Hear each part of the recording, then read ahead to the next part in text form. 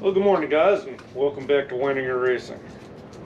This is the clutch I've been waiting for the golf cart project. And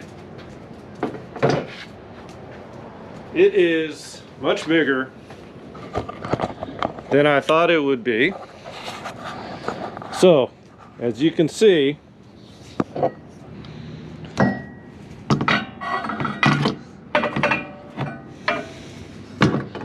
I'm gonna have to move that gas tank out of the way. It's got to go over into that corner over there. So I'm gonna take that off and remount that.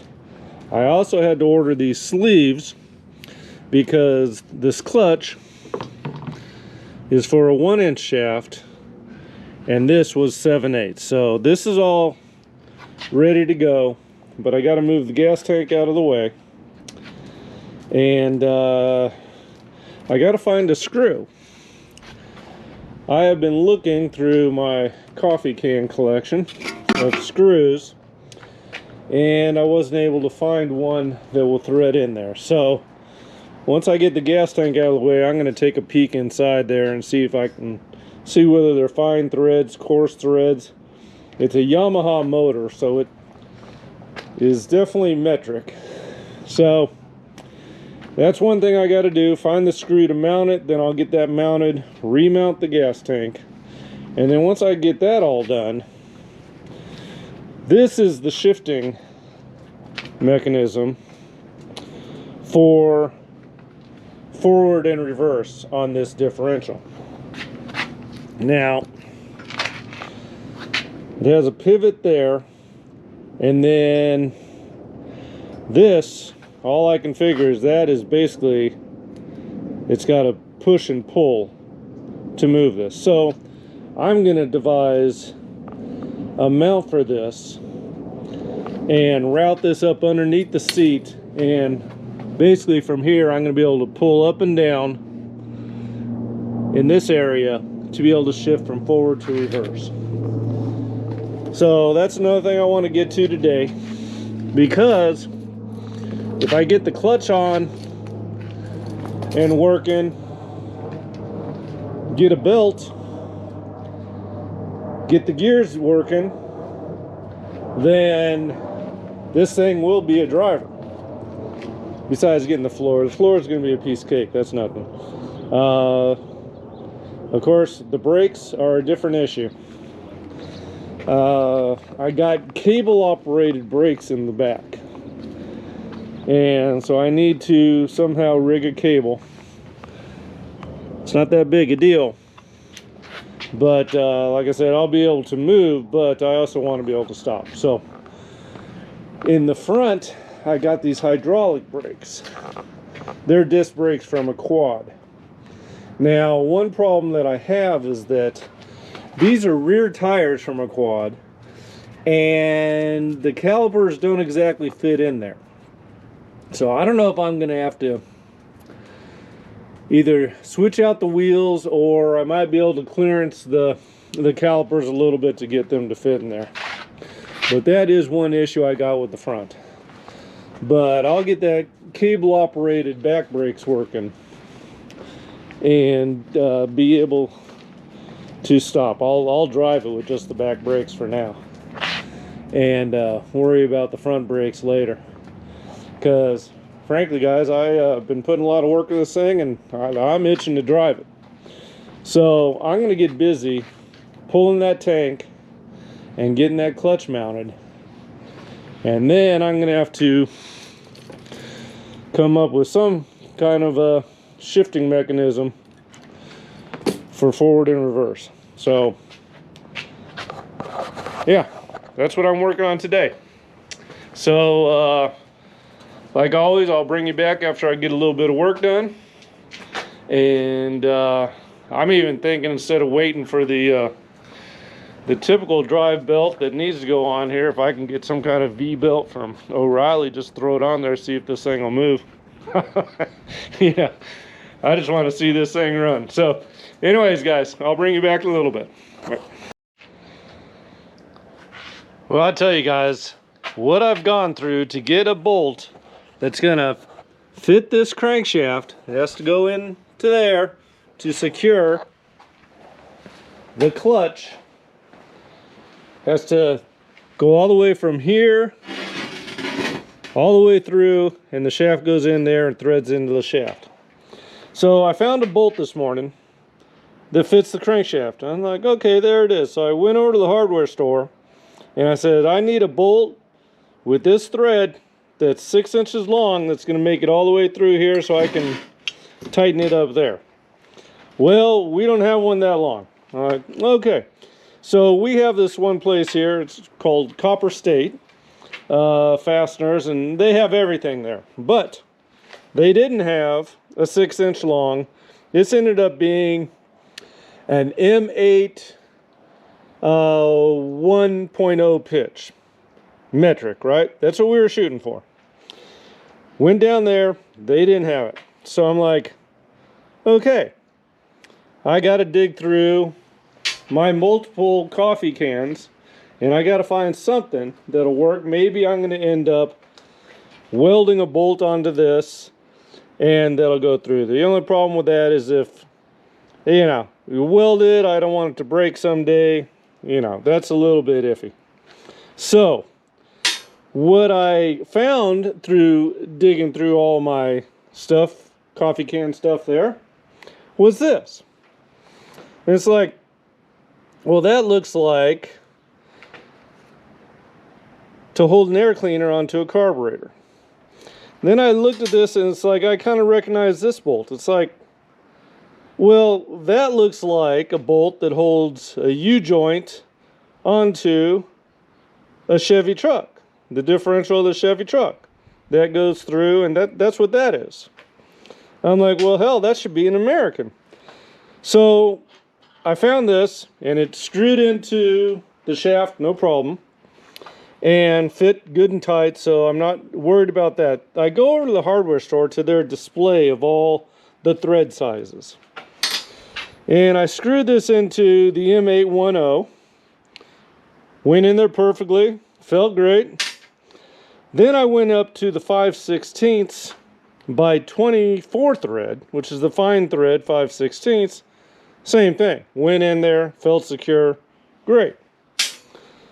Because when I went to find my ultimate thing is like, okay, I'm going to have to use a coupler nut onto there to get the extension, right? Well, this is 5/16 20. I didn't find a metric that would fit that. It's like, well, maybe I'm not even dealing with metric.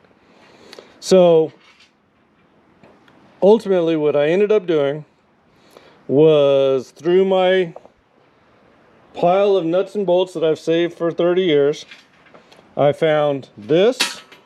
I found the bolt that has the same threads there, and I ran to get a coupler nut. So over at the Ace Hardware, I discovered, well, whether this is an M8, because that is a Yamaha, that should be metric, but 5/16 24 thread works fine, fits tight. I'm not even going to worry about it. So I'm putting together an American base system here to be able to make it all the way through this massive clutch into the shaft from there. Put a big washer here because it's going to end up being all the way out here. So I've had a fun morning playing around with thread sizes, bolt sizes, multiple locations, trying to find stuff. And well, I'm ready to try to bolt this thing on there now. So just had to tell you that little story, and I'm going to get to work and get this fitted on there. I have taken the gas tank mount off, so I got plenty of room for the clutch now, and I'll just have to weld the gas tank over a little bit there. That's not a problem there, but I'm going to get this mounted, start the motor up, see how it all looks and all that before I continue with this project. But yeah, loads of fun, guys. Anyone that's struggling around with the M8 1.0 pitch, 5/16 24 fits fine. Just so you know. All right, guys, I'll be back. Well, guys, I'll tell you, I am not a golf cart clutch expert, but well, let's just start this thing up and you guys can see what it's doing. I tell you one thing, before I drive this thing, I'm getting brakes because this is nuts. So let's check it out.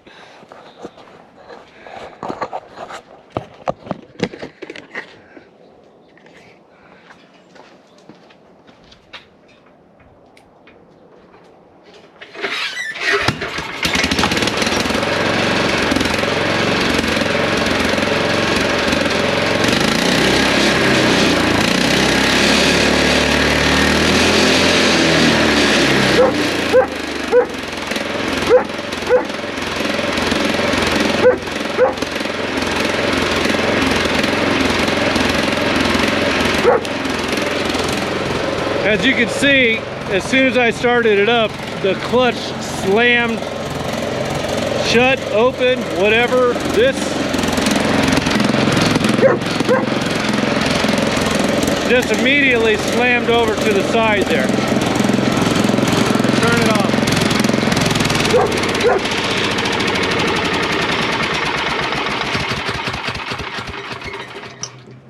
And I do got to straighten that out. That vibrates like a son of a bitch. But maybe when there's a belt on there, a little drag on it. Ouch. But that exhaust is hot.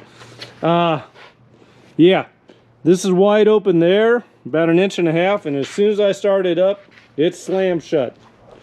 Let's try it again.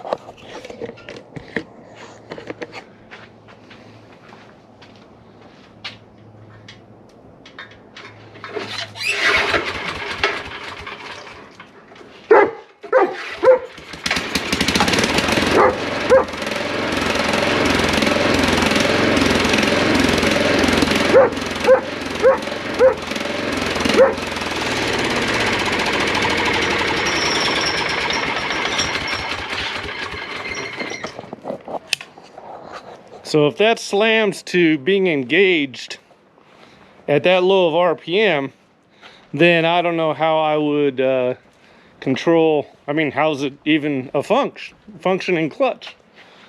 Yeah, unless there's drag on it that holds it open, but it seems to just slam over to engagement at low RPM. I don't know. Stuff to work out. I do have a friend that, I mean, he works on these things. He's the one that gave me the clutch. So, yeah, I'm going to get with him and see what's going on. Anyways, that's going to be it for the day. I moved the gas tank over, so everything's fitting now. That was a pain in the butt to even get that bolt to, I mean, you saw in the last clip what I went through to get a bolt to work. As far as the hydraulic brakes up front, now these are rear tires for a quad, which are smaller tires. So I think temporarily, until I get some bigger wheels, I'll go ahead and just throw some fronts on here. They'll bolt right up. The spindles or the calipers will go right in there. And then I can get some hydraulics working. So I'm going to work on that tomorrow, getting some brakes. I think I'm just gonna, I don't even know how to measure for a belt for that, but I might just throw like an Automotive V-belt on there and see if I can't get this thing to move. And then the gear shifter here, I gotta rig something for this. Basically, I'm gonna put a plate on the bottom and the top that will hold this pivot here, and then be able to drag this, just a lever on there. We'll be able to pull down there on these to switch those from to reverse and forward. So that's what all this mechanism down here is for. First, or forward and reverse. So anyways, lots of work still to do. I'll be back on it tomorrow. And yeah, I mean, this thing could be driving like real quick. But I definitely got to get some brakes. This is going to be a little nuts. All right, guys. Thanks a lot for watching. Like and subscribe. comment, let me know what the heck you guys think, if you know anything about these clutches. Because, yeah, my first drive in this thing, I'll definitely be wearing a helmet. Anyways, take care.